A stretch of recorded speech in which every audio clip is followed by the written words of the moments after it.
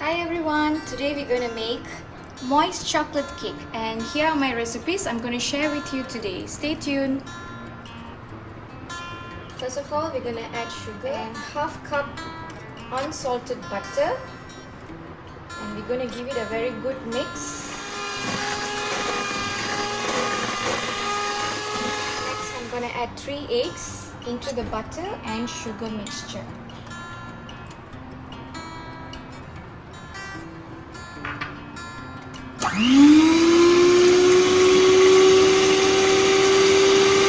Once the butter, egg and flour is smoothened, we add the self-raising flour into the mixture.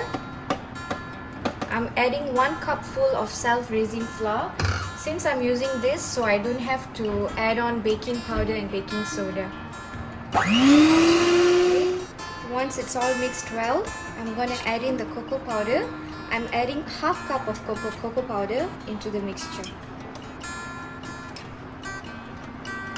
together with a tablespoon of salt and mix it well.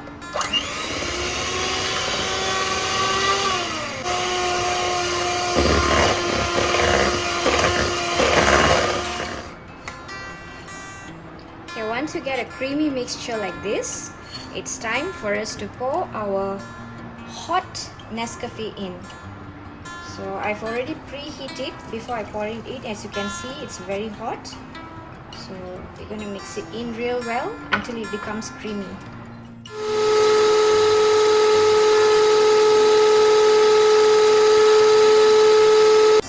So we have nicely mixed it and the batter should be a bit runny like this, and don't worry.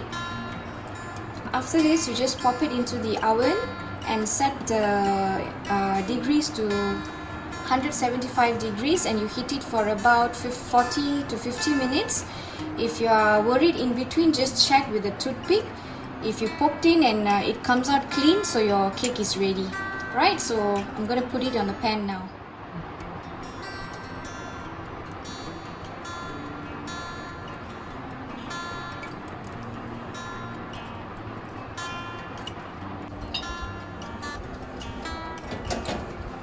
So we have preheated the oven for 30 minutes in 175 earlier. So we're going to put it in the center rack, close it. I'm going to set it to 175. I'm going to bake both up and down the tray. The heating will come from up and down, and I'm going to set it for 50 minutes. Now I'm going to show you all how to do the frosting for the chocolate cake. I've added 150 grams of dark chocolate into this bowl, and I'm going to use a double boiler technique today. So I'm going to just leave this chocolate to melt by itself, and then I'm going to add on a bit of condensed milk and a bit of vanilla essence. Lastly, 2 tablespoons of sunflower oil just for the shine. So just wait for a moment, I'll go to the next step soon. So once the chocolate softens partially, I'm going to add in the condensed milk. I'm adding in half cup of it. So besides than that, there's no other sweetener for this. I'm not adding any sugar. I'm going to give it a good stir now and wait until it changes color. Okay, so once the chocolate and the condensed milk are incorporated well, I'm adding in oil, basically for the shine, for the texture of the frosting.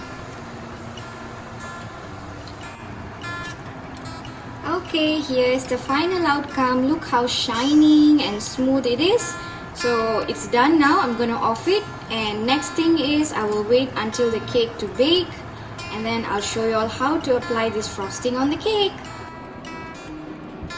Okay, my cake is done, so I'm going to take it out. Ta-da! So this is the cake, nicely baked. Once the cake cooled down, I'm going to add in the frosting, and then I'll pop it in the fridge, and we're going to serve it for the next day. Okay, now that the cake has cooled down, I've cut it into half. I slit it into half. So the top part I put it aside. This is the bottom part. Here I'm going to pour the frosting. Alright, so we just pour generous amount since I made a lot. the more the better. Okay, smoothly spread it. It has to be evenly spread throughout the cake. Okay, best thing to use is a spatula. Some prefer using spoon, but it's always up to you. Make sure you spread it nice and easy. There you go. I'm mouth-watering already. Okay, so that's the first layer. It's the center part. So we're gonna do the top layer. So after the top layer, and then I'll put it the last.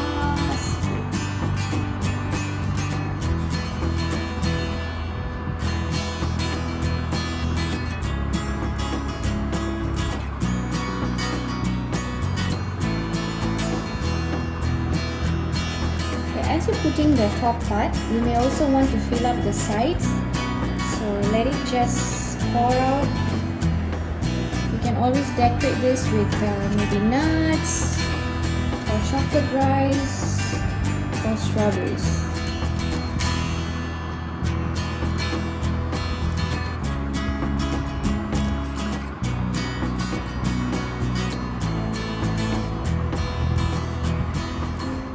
So the cake is now frozen and ready to be served.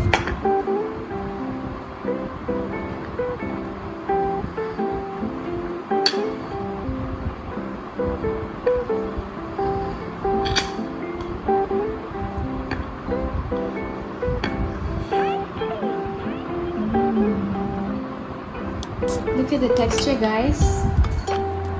It's moist and compact.